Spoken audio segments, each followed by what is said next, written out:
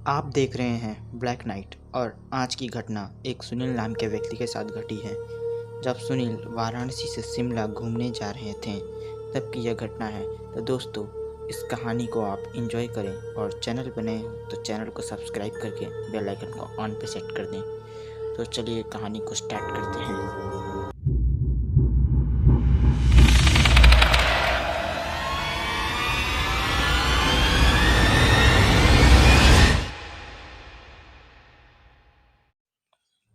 मेरा नाम सुनील वेद है और मैं वाराणसी का रहने वाला हूँ।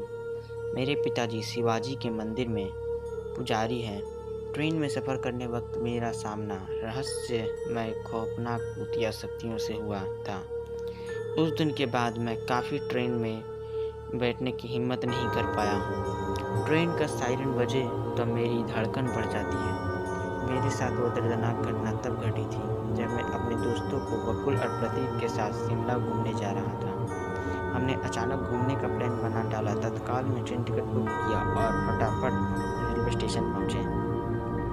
ट्रेन निकलने का समय हो चला था। बकुल और प्रदीप ट्रेन में चढ़ गए और मैं नाश्ता पैक करवाने के चक्कर में लेट हो गया। मुझे जोरों की बाथरूम लगी थी तो मैं उधर रेलवे स्टेशन के पास कोने में खड़े खड़े पेशाब करने लगा। अचानक मुझे किसी अनजान शक्ति ने जोर का थप्पड़ मारा। मेरे कान में तो जैसे सीटी बज गई। मेरे नाश्ते का पैकेट हवा में उछलकर बिखर गया। आसपास देखा तो कोई ना था, पर मैं जिस पत्थर पर पेशाब कर रहा था वो पत्थर से धुआं निकल रहा था। यह देखकर मेरे तो रोंगटे खड़े हो गए। मैं फौरन ट्रेन की ओर भागा और चलती ट्रेन बड़ी मुश्किल से पकड़ी। बकुल और प्रदीप मुझे देखते ही गालियां देने लगे। वो बोले कि कहाँ मर गया था, ट्रेन मिस हो जाती तो। अब मैं उन दिनों से कैसे बताऊं कि किस मुसीबत का तमाचा खाकर आ रहा हूँ। ट्रेन ने रफ्तार पकड़ ली और हम तीनों दोस्त भी मस्ती में मस्त हो गए। बकुल और प्रदीप से मैंने तमाचा खाने की और पत्थर से धुआं निकलने की बात बताई, पर वो दोनों तो मुझ पर हंसने लगे। रात हो गई थी। हमने ट्रेन में ही खाना ऑर्डर किया और फिर कुछ ही देर में हम ट्रेन के बातें करते करते सो गए। बकुल और प्रदीप की अपर बर्थ थी और मैं नीचे खिड़की के पास सोया था। तकरीबन रात 3 बजे ट्रेन किसी वीरान जगह पर रुक गई। मेरी आँख खुली तो खिड़की से मैंने झांका तो देखा कि बाहर झाड़ियों के पास बकुल खड़ा है और उसे किसी विकराल डरावने आदमी ने गले से पकड़ रखा है। मेरे तो होश उड़ गए। मैं फौरन प्रदीप को जगाने लगा तो देखा कि प्रदीप भी अपने बर्थ सीट से गायब है। मैंने फिर से खिड़की में झांका तो देखा कि प्रदीप को भी उसी बकुल के पास किसी चुड़ैल जैसी डरावनी औरत ने ज़मीन पर गिरा रखा है और उसने प्रदीप की छाती पर पैर रखा हुआ है। मैं अपने दोस्तों की मदद करने के लिए फौरन भागता हुआ ट्रेन के नीचे उतरा और तभी अचानक देखा तो बकुल और प्रदीप गायब हो गए और वो दोनों विकराल व्यक्ति भागकर मेरे पास आ गए। अब उस चुड़ैल जैसी औरत और उस डरावने विकराल आदमी ने मुझे पकड़ रखा था।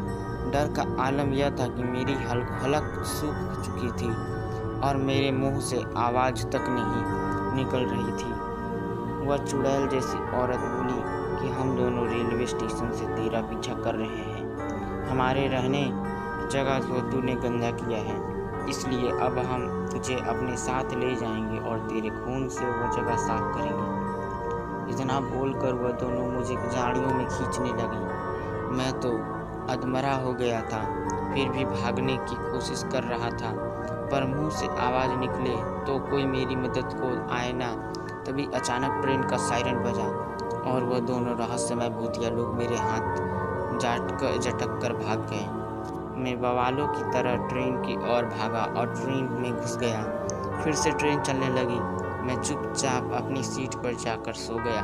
मेरी धड़कनें काफ़ी तेज थी, फिर भी मैंने डरते डरते खिड़की की से झाँक कर ही लिया।